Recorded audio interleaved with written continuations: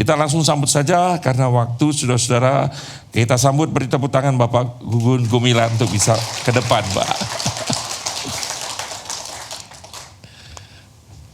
Saya cukup tinggi. Terima kasih Pak. Saya cukup tinggi, beliau lebih tinggi Pak. Ya, terima kasih. Oke, kita bersyukur Pak. Santai-santai saja Pak malam. Ya, malam ini kita santai saja. Beberapa hal saya menjadi host yang memimpin. Berapa berkaitan mengenai tema kita nih Pak. Siap. Itu bicara tentang tentu ini karena kita dalam masa Holy Week ini bicara tentang Prapaskah ya Pak. Jadi bicara tentang salib yang nyata di dalam pemerintahan tentunya berbangsa dan bernegara. Tapi sebelumnya mungkin sedikit Pak Gugun bisa cerita ya tentang latar belakang dan kenapa kemudian Bapak menempuh sampai karir seperti ini luar biasa nih. Kita mau tahu. Silakan Pak. Terima kasih Pak Pendeta Randy ya. Ya, terima kasih. Ya. Shalom. Shalom. Salam sejahtera untuk kita semuanya. Bapak Ibu yang diberkati oleh Tuhan Yang Maha Kuasa. Semoga malam ini sehat selalu, panjang umur. Saya senang sekali diundang oleh Pak Pendeta Randy dan Pendeta Jeffrey di suasana malam yang sangat sunyi. Malam tadi saya bagi-bagi waktu dari Istiqlal kemudian ke Kementerian Agama lalu saya datang ke sini. Ini sebuah kehormatan bagi kami. Mudah-mudahan Tuhan hadir di suasana yang sunyi ini. Saya yakin bahwa kalau kita bergandengan tangan, Tuhan akan selalu hadir membersamai kita semuanya. Amin. Bapak Ibu semuanya, dalam Paskah ini ya, kami persiapan Paskah Pak. Nanti kami akan di Manado ya bersama Pak Menteri Agama dan Pak Hasim. Jadi bagi-bagi tugas. Kemarin kita di Jakarta Natal, lalu Paskah kita di Nasional di Manado. Ya. Jadi Pak Pendeta, sebetulnya saya itu alumni Kementerian Agama. Jadi saya sekolah di Madrasah, Sanawiyah, Aliyah, kemudian di pesantren, kemudian S1 tadi di UIN, S2 saya di Harvard Seminary, kalau sekarang sudah ganti namanya itu Harvard International for Peace and Religion. Waktu zaman saya Harvard Seminary. Jadi alumninya ada Pak Ketum Jeki Manuputi ya. Beliau satu angkatan dengan saya, senior beliau beda 3 angkatan, saya angkatan 2014-2015. Jadi jurusan saya itu S2 studi Islam dan Kristen, jadi comparative religion. Jadi saya belajar Kristen dan Katolik di Amerika Serikat. Sebelumnya saya belajar di Temple Philadelphia dulu, di Temple University. Jadi saya S1 di Amerika Serikat, ya program pelajar 1 tahun. Jurusan studi agama-agama. Jadi pastor saya di Temple University. Saya dulu waktu 2011 masuk Amerika Serikat Bapak Ibu.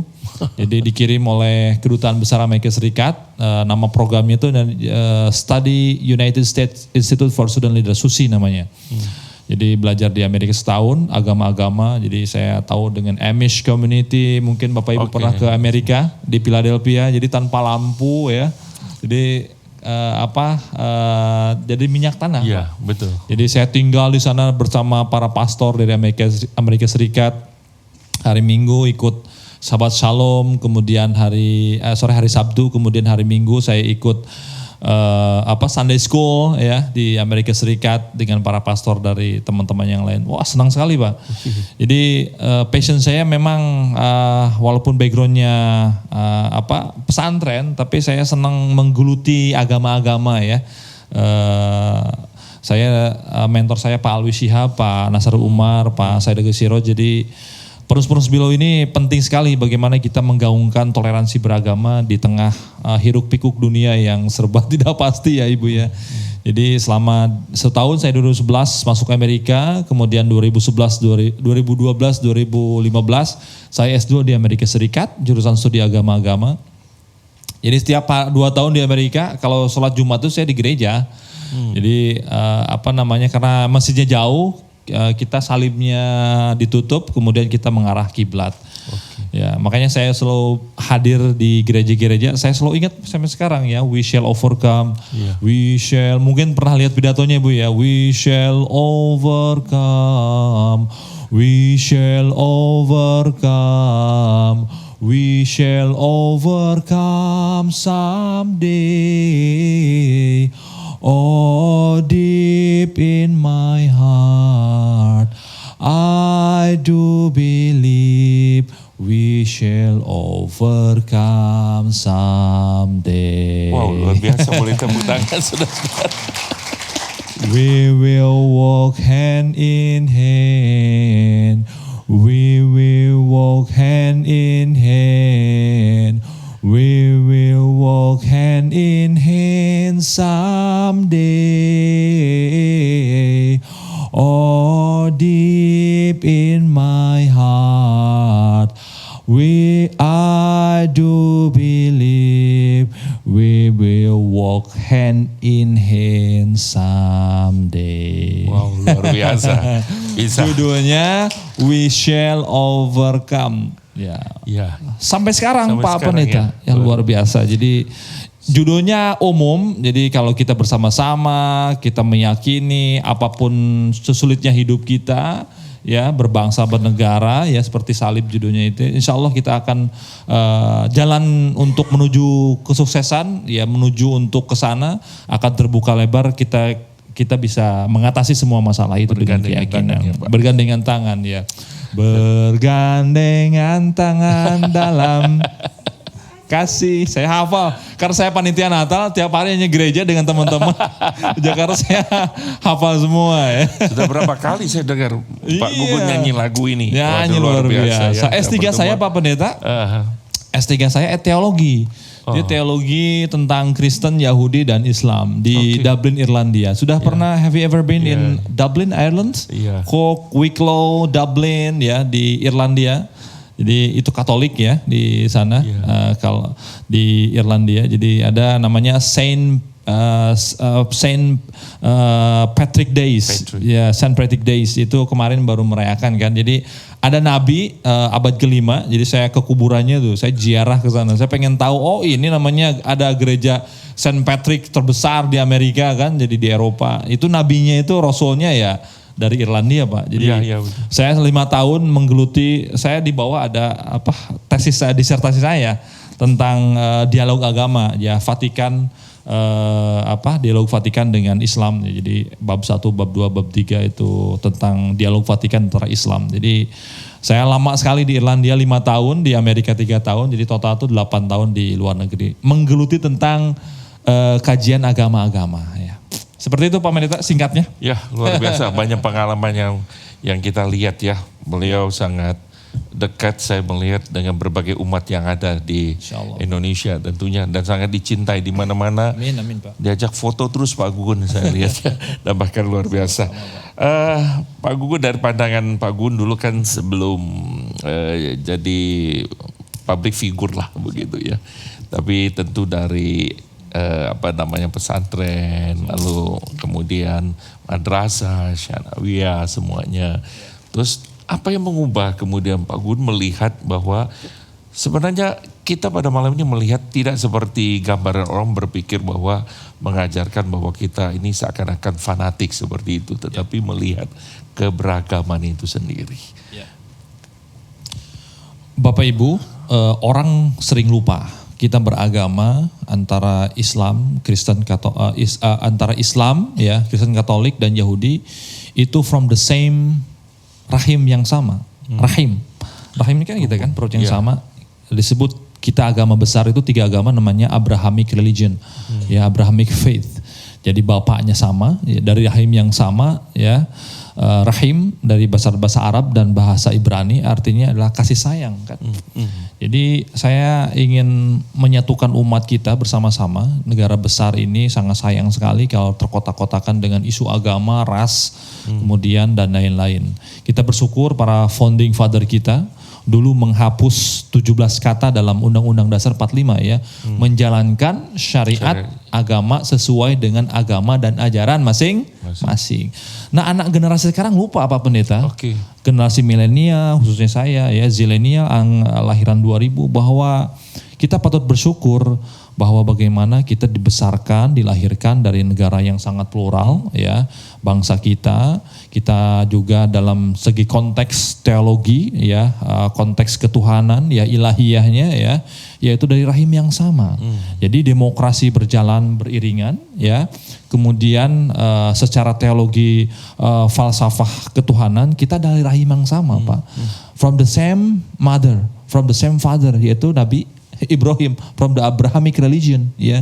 Islam, Kristen ya, Katolik, kemudian Yahudi itu dari dari Bapa yang sama ya.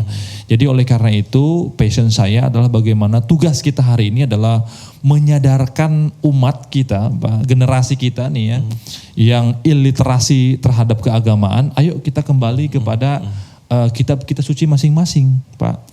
Sekarang orang jauh dari Alkitab. Sekarang kita anak-anak muda sekarang kita jauh dari Al-Quran. Bagaimana kita memahami toleransi kalau kita nggak memahami agama kita masing-masing, betul nggak Bapak?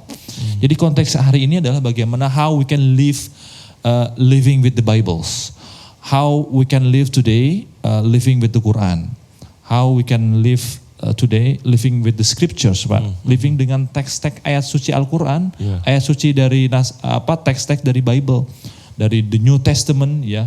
Kita perjanjian baru, perjanjian lama, kita ajarkan anak-anak kita supaya mereka cinta terhadap teks-teks suci dari Alkitab dan Al-Quran, Pak. Ini adalah tugas berat kita. Nah, bagaimana kita memahami Alkitab dan Al-Quran dengan konteks kekinian. Tentu dengan ajarannya masing-masing, Bapak Ibu semuanya. Saya dulu belajar midras dari Taurat ya. Zabur, Psalms, Book of Psalms ya, tiap hari gitu. Tapi ketika saya mendalami kitab sucinya saudara kita ya, yang yang seagama kita dengan Nabi Ibrahim, Abrahamic religion, itu Pak sangat indah sekali. Kalau kita memahami exploring the differences ya, kita terus explore. Tapi justru keimanan kita semakin bertambah, Pak. Bukan semakin kita mendalami, mohon maaf dari kami ya, kalau dari kitik dari kami, semakin dalam iman dan ilmu seseorang, dia jubahnya semakin panjang, kemudian janggutnya semakin panjang, tapi mengkafirkan orang lain. Nah justru ketika orang semakin mendalami, ya seperti Pak Quraisy Shihab, Pak Alwi Shihab, Pak Nasir Umar, dia semakin toleran. Nah justru ya, doktrin dan dogma agama setiap orang itu kan berbeda-beda Pak ya. Dimanapun pasti akan keras. Ketika di Amerika, di Eropa, itu ada juga semakin keras seseorang mendalami semakin keras juga. Di Timur Tengah, di Afrika. Tapi bagaimana hari ini adalah tugas kita berbangsa bernegara ya. Salib kita ini dijadikan sebagai living ideology buat kehidupan berbangsa dan negara. Nah ini tugas berat kita Pak. Umat kita perlu dibimbing. Jadi justru kalau kita semakin dekat beragama dengan gereja, ya, dengan house of worship, dengan kitab suci masing-masing, justru kita ini semakin dekat dengan Tuhan. Tapi kalau umatnya jauh berjarak dengan gereja, dengan Alkitab, dengan berbangsa negara, justru patut bertanyakan keagamaan kita. Nah inilah konteks hari ini bagaimana salib bisa mendekatkan dengan umat, salib bisa mendekatkan dengan gereja. Karena kalau konteks hari ini, kalau umat jauh dengan gereja, contoh misalkan Amerika, Eropa, orang di Timur Tengah jauh dengan masjid ya. Nah inilah hari ini. Yang terjadi ya Pak? Yang terjadi hari ini. Oke, saudara-saudara, banyak hal yang kita bisa explore tentu dari Pak Gugun. Saudara-saudara yang ingin mengajukan pertanyaan nanti ada ditampilkan di slide. Saudara-saudara nanti bisa kirimkan ya, nanti dimanapun sudah berada, nanti kemudian ada beberapa pertanyaan, tentu waktu kita sangat terbatas, tapi saya percaya bahwa sangat memperkaya kita pada malam hari ini tentunya. Saudara-saudara, saya tidak ajukan pertanyaan kira-kira Pak Gugun umur berapa ya, saudara-saudara. Tadi ada yang bertanya begitu, karena kalau kira-kira tanya seperti begitu nanti ada hadiah khusus Pak yang kami berikan. Tapi kami berdoa, ketemu banyak sekali para pendeta-pendeta waktu kami lagi Natal Nasional, kita berdoa, kita doakan Pak Gugun ini nanti Tuhan terus pakai dalam usia yang cukup muda dengan pengetahuan yang luar biasa, dan bagaimana juga sangat peduli ya dengan sesama, ya bisa menjadi pejabat publik luar biasa Tuhan bisa pakai ya, itu yang terus kita rindukan. Nah berkaitan dengan ini Pak, Bapak sebagai tentu pejabat publik ya dan juga adalah orang Muslim tentunya, bagaimana Bapak melihat peran agama dalam kehidupan berbangsa bernegara? Di mana sebenarnya kita melihat ini? Kadang kan selalu menjadi persoalan yang muncul Pak dalam kehidupan berbangsa bernegara gitu. Sebelum ke sana Pak, ada doktrin yang kuat dari gereja ya. Di gereja itu bahasa Greek, bahasa Yunaninya itu ada extra ecclesiam nulla solus. Artinya apa? There is no salvation outside of the church. Jadi tidak ada jalan keselamatan di luar gereja. Nah kalau bapak-bapak meyakini keimanan ini penting sekali. Jadi tidak ada keselamatan di luar gereja. Nah bagaimana? Nyambung ke pertanyaan tadi Pak. Jadi kalau Bapak Ibu meyakini tidak ada keselamatan di luar gereja, there is no salvation outside of the church ya, itu menjadi bekal keimanan Bapak Ibu semuanya di gereja untuk di luar berbangsa bernegara. Karena kalau Bapak Ibu semuanya keimanannya kuat ya, kemudian gerejanya juga Bapak Ibu semuanya kuat, diikat dengan gereja. Jadi insya Allah keimanan kita akan semakin kuat ketika kita dibawa di masyarakat dengan berbangsa dan negara. Justru nilai-nilai gereja ini harus diimplementasikan dalam kehidupan sehari-hari. Nah dalam konteks Islam, Bapak Ibu semuanya, Al-Quran, masjid, ya tempat sujud beribadah. Masjid ini kan bahasa Arab, artinya the place of worship ya, tempat untuk prostration, untuk sujud. Ya, kemudian ada Al-Quran sebagai guidance living for the Muslim ya. Nah, itu justru harus membawa kerukunan terhadap berbangsa dan negara. Jadi kalau kita masih merusak moral orang lain, masih merusak agama orang lain, patut dipertanyakan bagaimana kerangka berpikir Al-Quran dan masjid bagi si pemeluk itu sendiri Pak. Karena Nabi Muhammad SAW mengatakan bahwa Anda tidak beriman kalau Anda masih ya mengganggu ya tetangga Anda, ya masih mengganggu orang-orang yang beriman di luar Islam itu sendiri. Maka mereka semua makhluk beriman kepada Tuhan sama, bukan mereka yang beriman. Orang Kristen beriman kepada Tuhannya, orang Yahudi beriman kepada Tuhannya, orang Islam juga beriman kepada Tuhannya. Ya, apalagi dalam Bible kan jadi keimanan kita itu tergantung bagaimana kita mengimani dan menghormati ya tetangganya masing-masing ya. Jadi oleh karena itu Bapak Ibu semuanya, hari ini kita saling menguatkan bagaimana gereja ya, kemudian Alkitab, kemudian Al-Quran, masjid ya dipahami dalam konteks kekinian. Kemudian hari ini juga kita harus hidup dalam berbangsa negara dengan konteks Al-Quran dan dengan Alkitab dengan kekinian Pak.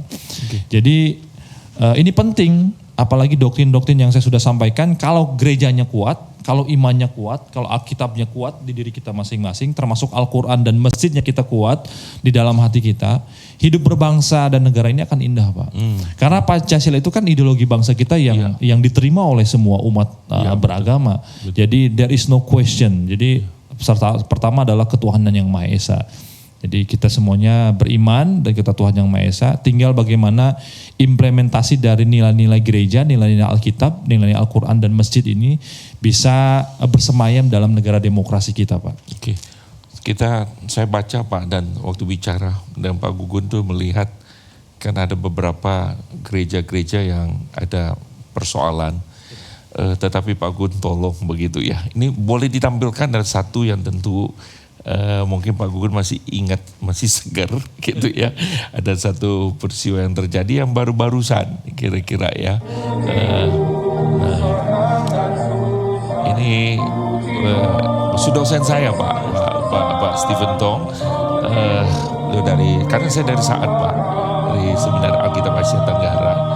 Jadi ini terjadi di Bandung, lalu kemudian ini Pak Gugun nih, saya dengar yang salah satunya gitu. Bisa cerita sedikit dan kenapa Pak Gugun bagaimana menghadapi teman-teman yang mungkin berbeda pandangan, dan kenapa Pak Gugun kemudian, bukan karena Pak Gugun adalah pejabat dari Kementerian Agama, tentunya saya percaya itu. Reform Injili, right? Right. Reform Injili. Dr. Stephen Tong, pendeta. Beliau kata orang Indonesia, katanya Pak Stephen Tong ini orang sesat ya. Dan ajarannya menyimpang. Katanya saya baca. Kata saya enggak, beliau sangat inspiratif Pak. Beliau kan bahasanya tinggi sekali kan, bahasanya high sophisticated language kan. Tapi menurut saya beliau adalah guru bangsa, tokoh bangsa. Saya sering lihat dia, dengerin di YouTube ya, dari bukan karena sekarang udah lama Pak. Jadi beliau bahasanya keren, mendunia Pak, dan nilai-nilai juga universal. Saya senang mendengarkan ceramah-ceramah beliau juga di YouTube kan. Waktu dulu beliau masih muda ya, dan beliau kan lulusan Amerika di Georgetown kalau nggak salah ya. Nah sekarang ya orang-orang seperti Pak Stephen Tong ini sangat jarang sekali Pak di Indonesia. Oleh karena itu kita patut bersyukur kita punya beliau, punya Pak Quraisy Shihab, Pak Nasar yang punya keilmuannya sangat moderat Pak.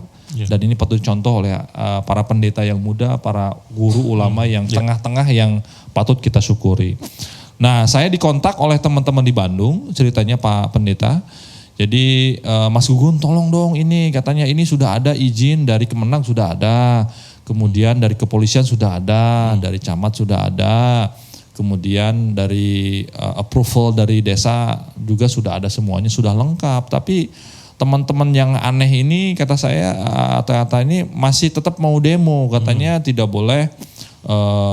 Pertama reform Injil sesat, katanya kata mereka orang yang ini sesat. Kemudian Pak Pendeta ini, Pak Pendeta Pentong orang yang aneh, yang lain-lain lah begitu. Kemudian yang ketiga izinnya ini tidak boleh di gedung. Kemudian yang keempat mereka ini kan dari luar kota, kemudian datang ke sini mereka mengganggu masyarakat sekitar dengan adanya nyanyian dan lain-lain lah. Ini 5 poin ini ya mereka. Kata saya Pak jangan takut, udah Pak. Jalan aja, biar aja orang-orang mereka itu sebenarnya mempermalukan agama mereka sendiri, kata saya. Memalukan iman mereka sendiri. Kalau mereka benar-benar beriman, mereka akan menghormati orang lain ketika orang lain beribadah. Apalagi sekarang ada KUHP ya Pak, yang betul, terbaru ya Januari kemarin ya. Kata saya pidana itu, udah Pak jalan aja. Bismillah Pak, nanti saya dampingi, kemudian saya mengajak Kemenag ya. Kemudian kalau wali kota itu beda kamar kata saya, dari Kemendagri, camat itu beda kamar. Tapi kalau dari Kemenang sendiri saya turun Pak, insya Allah saya turun, saya dampingi. Akhirnya ya saya dialog dengan para pendemo di sana, ya udah silakan mau demo aja Pak. Tapi Anda jangan melarang ibadah, kata saya, ini kan hak mutlak setiap orang berhak melaksanakan ibadah sesuai agama dan kepercayaan masing-masing. Ya silakan demo aja Anda. Akhirnya mereka pada demo, kemudian dibubarkan kan susah sekali Pak. Orang ratusan kan, saya sendirian kan. Akhirnya kita masuk ke dalam, udah Pak Pendeta bismillah Pak, langsung ke dalam. Akhirnya kita ke dalam dari jam 7 sampai jam 9 malam. Akhirnya lancar, nggak apa-apa. Biar aja Pak, orang-orang itu mah pasti ada di setiap negara pun Pak. Mau di Amerika, mau di Eropa, orang-orang yang aneh begitu biar aja mereka hidup di dunia ini. Saya bilang begitu. Bapak jangan takut, Tuhan kita sama ya. Allah atau Tuhan Yesus di teman-teman, saya nggak apa-apa, saya jalan-jalannya aja udah.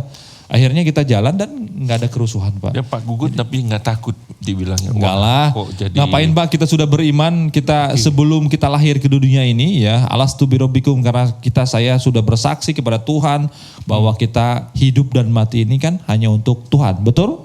Melayani Tuhan kan? Di Alkitab kan sama saja. Jadi jangan takut Pak, saya kira. Jadi tidak takut karena pejabat publik nanti dianggap ini. Enggak, atau saya kalau jabatan publik kita kan hari ini dilantik, besok detik ini lain kan bisa dicopot kan.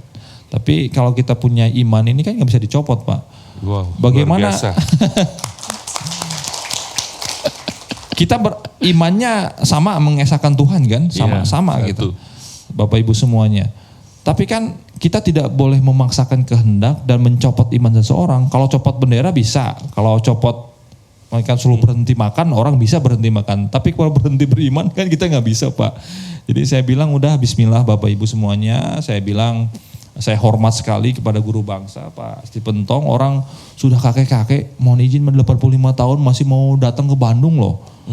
Untuk melayani umat Pak. Betul nggak? Aman, sejuk, damai. Ini yang nggak dipahami oleh bangsa dan negara kita. Jadi saya pikir ya ini adalah tugas berat kita semuanya. Jadi sebagai pejabat ya turun langsung ke lapangan. Jadi kalau ada kericuhan ini kan selalu disalahkan Kementerian Agama, Pak. Iya, Jadi betul. tapi yang paling utama itu adalah desa, lurah, camat, kemudian wali kota. Mereka yang paling utama. Saya nggak menyalahkan siapapun, tapi bagaimana berbangsa bernegara ini ya yang tadi harus mengimani gereja, mengimani Alkitab, Al-Quran dan masjid dan dipraktekkan dalam kehidupan masing-masing. Inilah tugas kita, Pak. Salib bernegara, Quran bernegara, masjid bernegara.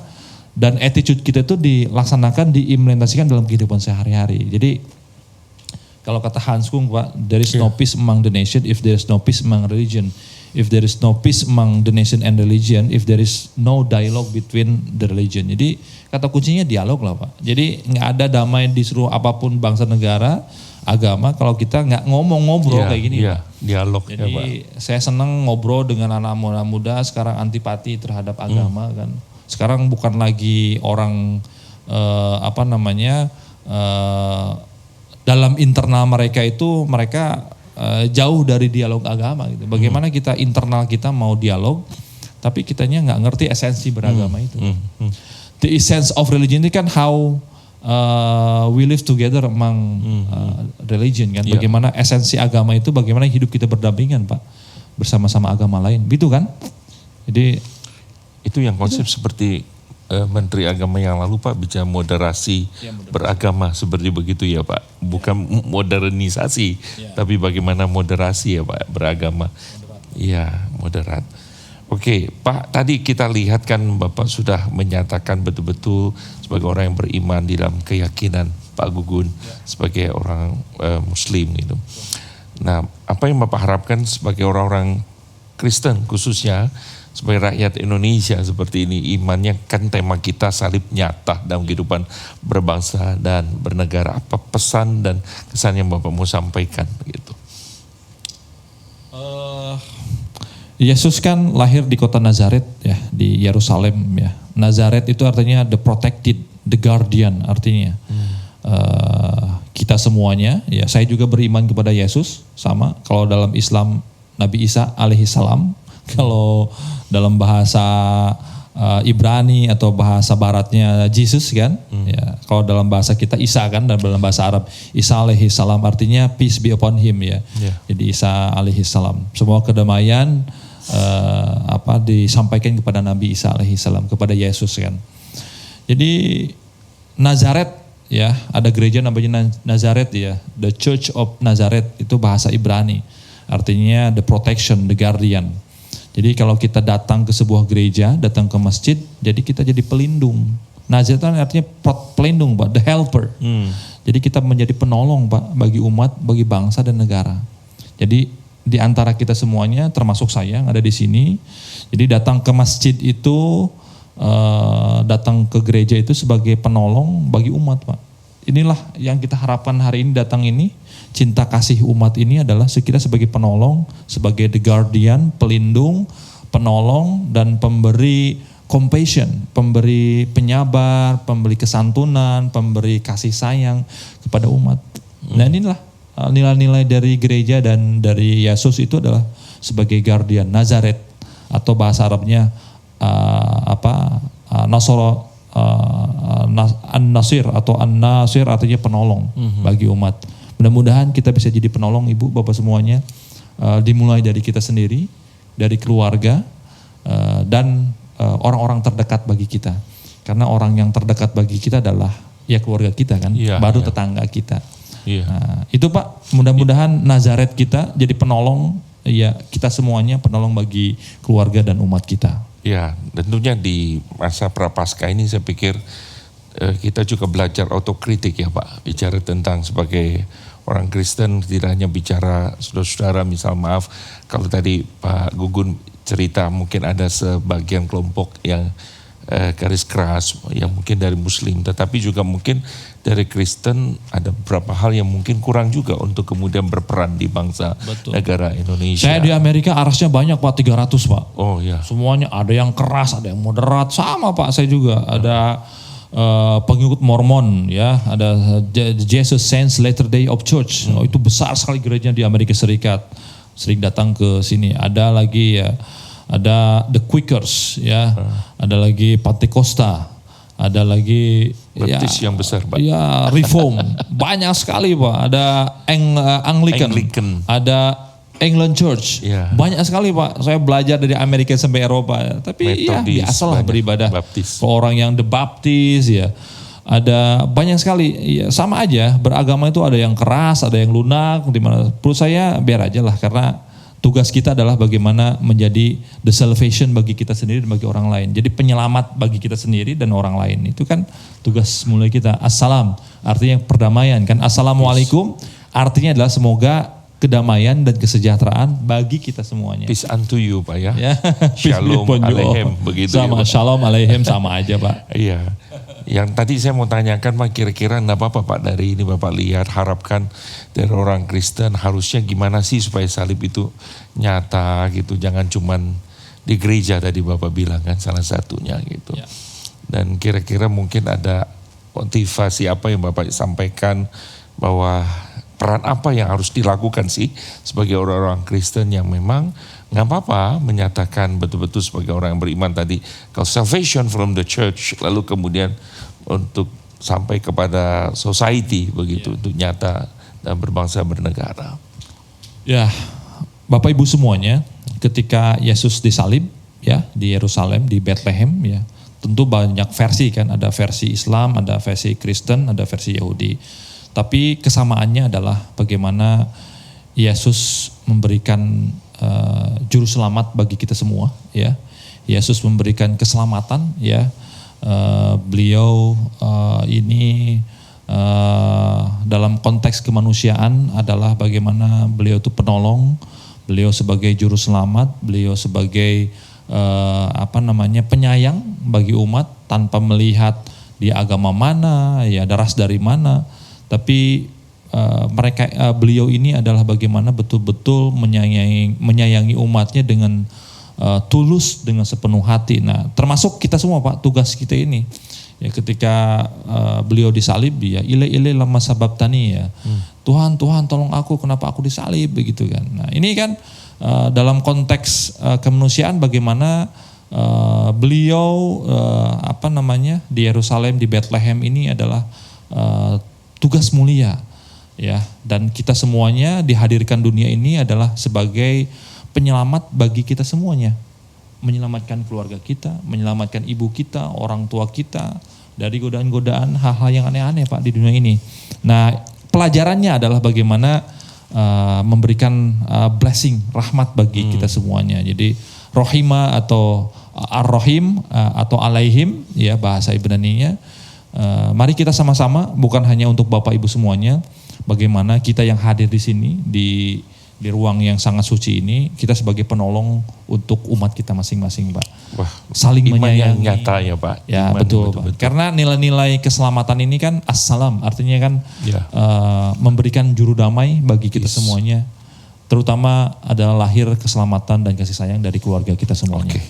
Luar biasa. Saudara kita belajar menyatakan shalom, assalam gitu ya tentunya. Makanya tidak hanya kita berbicara ketemu dengan orang salam aleichem atau assalamualaikum, tapi betul-betul tindakannya juga mendatangkan damai ya Pak Gugun ya. Ini ada beberapa pertanyaan Pak yang saya dikirimkan dari slide. Enggak Pak, kita nanti akan masuk ke YouTube nanti Pak. Jadi tidak kita kasih live, tapi ada pertanyaan-pertanyaan rekan-rekan juga. Apakah Bapak punya pengalaman berelasi dengan orang Kristen secara pribadi? Dan apa nilai-nilai kekristenan yang paling berkesan nih bagi Pak Gugun? Saya di Amerika bukan sangat berkesan lagi Pak. Saya hidup dan tinggal bersama orang-orang umat Kristiani di Amerika dan di Eropa. Ya, jadi saya di Amerika ya seperti salad in the bowls ya. Jadi melting pot country ya. Jadi berbanyak suku bangsa ras datang ke Amerika ya. dari Timur Tengah, dari Afrika mencari suakanya kan di Amerika hidup semuanya kan. Jadi semuanya kalau Syiah, Sunni datang ke Amerika mereka bebas untuk apapun itu.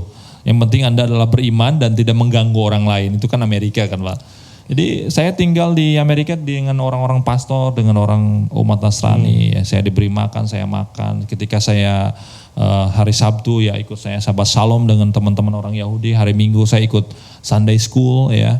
Saya belajar dengan mereka. Saya alhamdulillah Pak, puji Tuhan ya, karena doa orang tua dan diajarkan untuk saling silih asah, silih asuh, silih asih ya. Jadi saling menyayangi. Kan itu nilai ajaran agama loh Jinawi kan.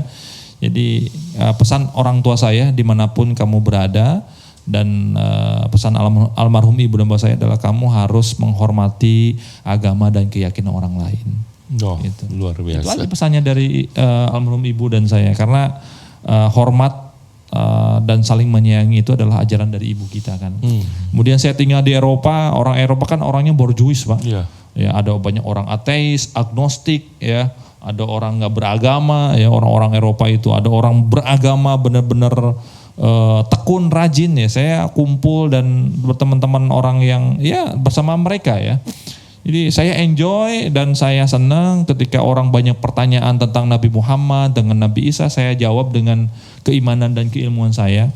Jadi mereka sangat rasional Pak ketika banyak pertanyaan tentang Islam. Ya, kata saya Islam itu ribet. Kalau Anda mau masuk Islam, benar nggak masuk Islamnya? Islam itu ribet, semuanya diatur, betul nggak Pak? Mau ke WC diatur, baca doa, mau apapun itu semua diatur. Anda bernegara, bersyariah, berhukum, Anda mau wakaf, mau zakat, semuanya diatur. Kalau Anda masuk Islam, Anda harus benar-benar dulu. Kata saya suka kayak gitu Pak. Jangan menggadaikan karena Anda pengen nikah, karena pengen Anda masuk politik, apapun itu. Karena dalam Islam itu ribet Pak, diatur semuanya. Ketika Anda sudah aman, damai dan semuanya ingin serba diatur dengan regulasi dengan Islam, silakan Anda masuk Islam dengan damainya sendiri. Kayak gitu. Saya bilang begitu, Al-Quran banyak aturannya ini itu. Makanya oleh karena itu saya pikir karena kan semua itu harus dengan ilmu. Anda mau masuk Kristen, Anda harus tahu ilmunya dulu. Anda mau masuk Islam, Anda harus tahu ilmunya dulu.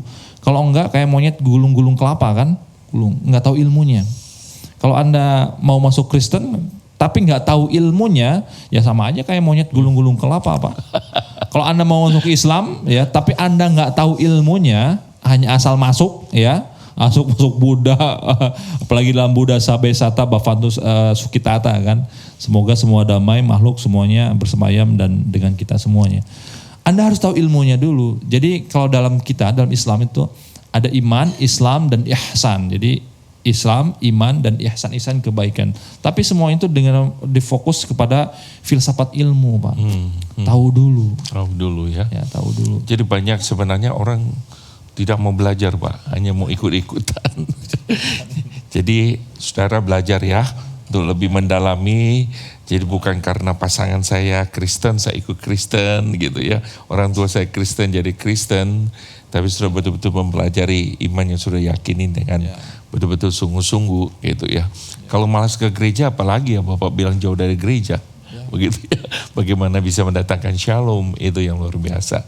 Dan kita hari ini bicara tentang kami bicara sebenarnya Pak ada 3 topik dalam tiap malam sebenarnya. Betul. Satu bicara salib nyata dalam keluarga. Kemarin kami bahas salib nyata dalam dunia kerja. Hari ini kita bicara salib nyata dalam kehidupan berbangsa dan bernegara. Rekan-rekan mungkin kita tidak akan panjang lebar karena beliau juga orang yang sangat sibuk sekali. Pak Gugun itu saya lihat tiba-tiba ada di mana, sudah terbang di sini, tiba-tiba dalam satu hari bisa berada di beberapa tempat gitu ya.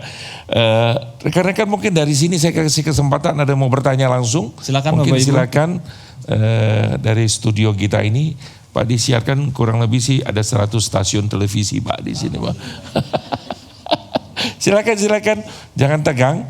Ada yang mau bertanya dengan Pak Gugun mumpung beliau ada di depan kita tentunya.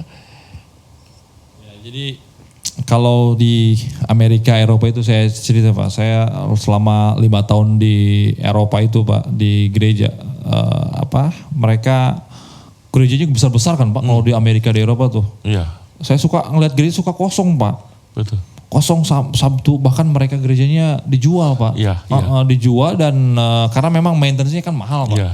Bayar pendetanya, listriknya, gedungnya sangat mahal. Jadi orang-orang di Amerika, bahkan kita di masjid ada imam center di masjid, kita beli Pak gerejanya. Oke. Di kota Spanyol kan, kemudian di Inggris kita beli gereja. Karena mereka teman-teman di luar itu sekarang mereka jauh dengan gereja Pak. Bagaimana umat ini kita dekatkan dengan gereja rumah ibadah kita Pak. Jadi saya harapkan ya sebanyak apapun masjid ya, saya selalu bilang juga kalau nggak dipakai untuk sholat, ngapain bangun masjid banyak-banyak, musola di mana-mana kan. Yang penting itu ibadah adalah bagaimana kita memakmurkan gereja. Nah itu Pak, tugas mulia kita adalah bagaimana memakmurkan gereja. Kemudian kita memakmurkan masjid.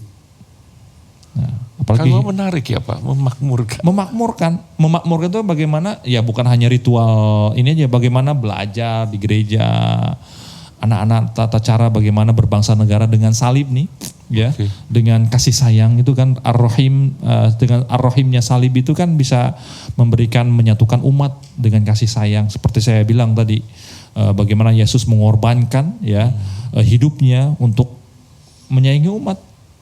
Ya, dengan mengasihi umat. Nah tugas kita adalah bagaimana memakmurkan gereja atau memakmurkan masjid. Bukan hanya hari Minggu aja, tapi kan ritual sehari-hari kalau Bapak ada waktu ya datang ke gereja bersama anak istri. Termasuk yang muslim juga Pak, memakmurkan masjid.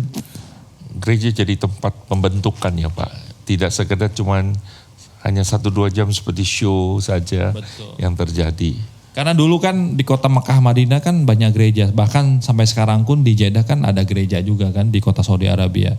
Nah tugas kita adalah dulu zaman Nabi, zaman Rasul ya Nabi Muhammad, mereka bangun gereja itu sebagai pusat pemersatu umat, dan masjid pun sama sebagai pusat pemersatu umat. Orang kan belajar, datang, ekonomi di gereja dan di masjid. Ini tugas kita kan bagaimana gereja menjadi pusat ekonomi umat, gereja sebagai pusat ibadah, pusat pelayanan ya. Nah, termasuk masjid juga sama. Jadi kita manfaatkanlah gereja seperti ini untuk belajar dan saling mengimani kita Alkitab kita. Ya, bagaimana betul-betul gereja membentuk setiap kita untuk sungguh-sungguh ya. Iman yang tidak hanya sekedar iman-imanan ya Pak, tapi iman yang betul-betul nyata, yang terlihat ya. Mungkin kita mau tutupkan saja Pak, karena mungkin waktu ya. Tapi satu kalimat saja mungkin Pak Gugun, waktu kita bicara tentang salib nyata dalam kehidupan berbangsa dan bernegara. Kira-kira yang Pak Gugun harapkan ya kepada kita semua secara real, salib nyata dalam kehidupan berbangsa dan bernegara itu apa? Satu dulu saya kutipan dari Amerika Serikat. Dia seorang Kristen, saya pernah ke kuburannya dan namanya tuh Mark Twain. Ya, Mark Twain itu penting sekali Pak. Dia seorang Kristen yang taat, novelis, dan saya pernah baca-baca bukunya tuh banyak sekali di gerejanya beliau di Amerika Serikat. Ini buat anak-anak generasi milenial nih. 20 years from now, you will be disappointed by the things that you didn't do. Jadi 20 tahun sekarang, Anda akan menyesal kalau tidak melakukan hal-hal yang terbaik dimulai hari ini, detik ini untuk generasi kita. Jadi jangan sampai generasi kita ini, Bapak Ibu semuanya, tidak tahu itu apa makna salib, apa itu makna gereja, apa itu makna Alkitab. Termasuk sama dalam Islam juga. Apa itu makna dan fungsi masjid, apa itu kitab suci Al-Quran. Jadi semuanya ini kan akan jauh dengan nanti pada akhir zaman, kita mengimani akhir zaman kan Bapak Ibu semuanya. Orang ini dengan asing dengan Tuhannya, asing dengan kitabnya masing-masing. Iya. Kalau Bapak Ibu meyakini kan sama dalam Islam juga. Semuanya akan, ini kan udah akhir zaman aja nih. Udah perang dunia ketiga kan, sekarang udah perang dunia ketiga Bapak Ibu semuanya. Orang tidak tahu bagaimana arti itu salib untuk demokrasi, Quran dengan demokrasi. Nah, mari kita ajarkan generasi kita, daripada kita menyesal 20 tahun yang akan datang, menyesal kita tidak mengajarkan salib berbangsa negara, Al-Quran berbangsa negara, kita ajarkan anak-anak didik kita, generasi milenial kita untuk datang ke rumah ibadah, Pak. Wah, luar biasa. Saudara jangan sampai nanti 20 tahun kemudian baru menyesal karena kita tidak melakukan hal yang mulai dari sekarang. Yang terbaik, Pak. Jadi rata-rata kalau di luar negeri itu, Pak, yang ke gereja itu rata-rata 70 tahun ke atas. Iya. Orang-orang udah sepuh kan, 60 tahun ke atas. Anak-anak mudanya itu antipati dengan rumah ibadah. Nah, termasuk kita di Indonesia, jangan sampai anak-anak generasi milenial, justru setiap orang ada masanya, setiap masa ada orangnya. Justru kita takutkan dalam masa generasi kita, kami zilenial dan milenial jauh dengan rumah ibadah. Nah, oleh karena itu Pak Pendeta, saya juga sering bilang ke Ustadz, ajak anak-anak kecil kita suruh mengenal Tuhan, suruh mengenal Alkitab dan gereja. Ini tugas berat kita, Pak. Sama di Islam juga, kenal Quran, masjid, dan mengenal Tuhannya. Yang kita ajarkan ketika bayi lahir datang ke dunia ini, apa yang diajarkan? Allah, Allah, Muhammad, ya Muhammad. Pasti begitu, Pak. Nah, jangan diajarkan lahir di dunia yang aneh-aneh. Jangan yang aneh-aneh dulu. Pasti ketuhanan dulu, Pak. Ya, ajarkan doa-doa yang mulia dari Alkitab. Nah, itu yang perlu kita ajarkan ketika orang lahir di dunia ini, Pak. Mengenal Tuhan, mengenal gereja, dan mengenal Alkitab. Wah, terima kasih. Luar biasa, berikan tepuk tangan saudara. Seorang tokoh muda, pejabat publik, pendidikan yang tinggi beliau capai ya, tetapi punya pandangan yang tentu tidak sempit. Saudara Bella, pada malam hari ini kita diingatkan kembali ya sebagai orang yang percaya, beriman kepada Tuhan, yang kita percaya salib. Beliau bicara tentang salib Kristus. Tapi saudara-saudara, kita yang bicara salib Kristus tapi kita kadang tidak betul-betul nyata dan terlihat ya. Kita berdoa agar kita bawa itu sampai generasi juga anak cucu kita agar sungguh-sungguh nyata gitu ya. Ya, oke, baik. Ingat, saya sekarang mau ngomong. Dalam Alkitab, ya, the Bible, love yourself as you love your neighbors. Cintai dirimu sendiri, cintai tetanggamu, saudaramu seperti kamu mencintai dirimu sendiri. Jadi kita saling mencintai. Biar yang aneh-aneh biar aja, Pak. Dimanapun pasti ada. Luar biasa. Saya tinggal di Amerika, di Eropa, sama aja orang pada gila juga. Jadi buat saya biar aja, namanya juga hidup ya kan, Pak. Yang mengganggu juga pasti ada. Dan itu kan nikmatnya hidup kan. Iya. Ya, itulah. Doa hukum yang terutama bicara kasih Tuhan alamu seperti juga mengasihi sesamamu ya seperti dirimu sendiri, itu yang luar biasa. Dan itu saya lihat Pak Gugun itu betul-betul nyata ya bersama dengan Menteri Agama kita nih Pak Nazarudin yang luar biasa ya. Sampaikan salam Pak kepada Pak Nazarudin. Bagaimana juga beliau selalu mengajarkan kita selalu membawa damai. Bukan juga damai terhadap sesama, tapi damai terhadap lingkungan juga berbicara. Ya, kita juga bicara salib yang nyata ya di dalam kehidupan berbangsa negara. Tentu juga kita juga melihat lingkungan-lingkungan yang ada ya. Dan kiranya Tuhan memberkati kita. Baik, saudara boleh berikan tepuk tangan kepada Pak Gugun Gumelar malam ini.